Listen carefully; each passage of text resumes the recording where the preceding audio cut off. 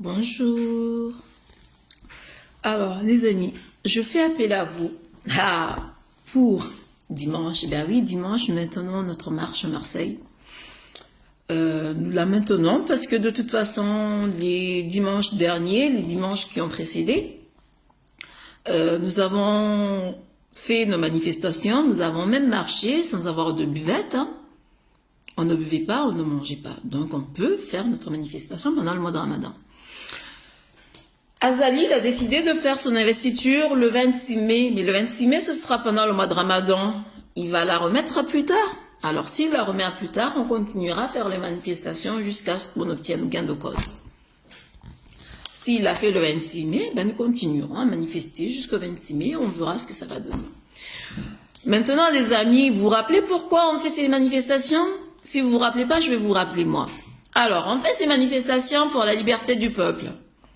On fait ces manifestations parce qu'il y a eu un hold-up électoral. On fait ces manifestations pour un pays de droit. Oui, il nous faut du droit, il nous faut de la justice. Il nous faut une liberté dans ce pays, dans les Comores. Alors dimanche, les amis, je vous invite à venir à la Porte d'Aix. Les hommes en Kandou et Kofia, les femmes en Salouva, en Chiroman, en Kanzou, en Lesso, en tout ce que vous voulez, qui nous fait penser à notre pays.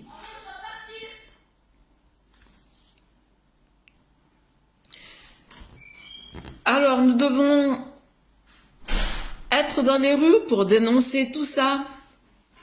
Vous pensez bien que les amis qui sont en prison depuis tous ces mois, sans motif valable, mais juste parce qu'ils ont dit non au président, enfin à Azali, il était président jusqu'au 24 mars dernier, depuis le 24 mars, il n'est plus président. Donc, parce qu'ils ont dit non à Azali, ces personnes-là sont en prison. Pensez bien que, en tant que femme, en tant que sœur, en tant qu'amie, en tant que belle-sœur, quand on pense à des jeunes comme Faisal, à chaque fois que je pense à lui, les amis, mon cœur il saigne. C'est un ami d'enfance. C'est un gars avec qui on a grandi. Parler de lui au passé, c'est très dur. C'est très lourd. On pense à ça, on pense à Barouane. Mais Barouane, il a quel âge pour être en prison? Il a fait quoi pour être en prison? Ils ont fait quoi, ces gens-là, pour être en prison? Parce qu'il y a des gens qui vont faire des jugements de la cheville de la main. Le jugement de la cheville de la main va permettre à des jeunes innocents, à des personnes qui n'ont rien à faire en prison, d'être emprisonnées comme ça. Est-ce que vous pensez à un moment que vous, comme moi, comme nos frères, comme nos sœurs, on est amené à vivre ce cauchemar à tout moment? À tout moment, on est menacé.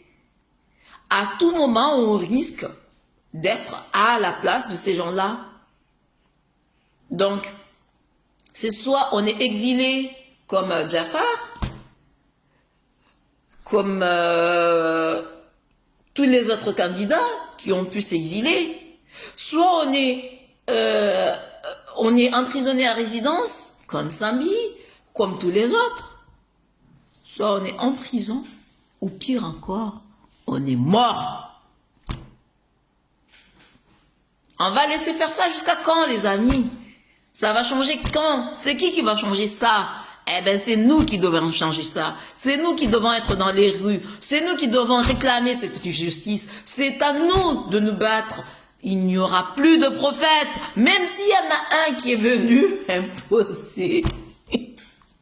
Oh, le mec, il est venu imposer une manière de faire la prière. Mais bon sang, réveillez-vous, les gars. Oh, vous allez dormir jusqu'à quand? Le dernier prophète, c'était Muhammad sallallahu alayhi wa sallam. Il n'y a plus de prophète après lui.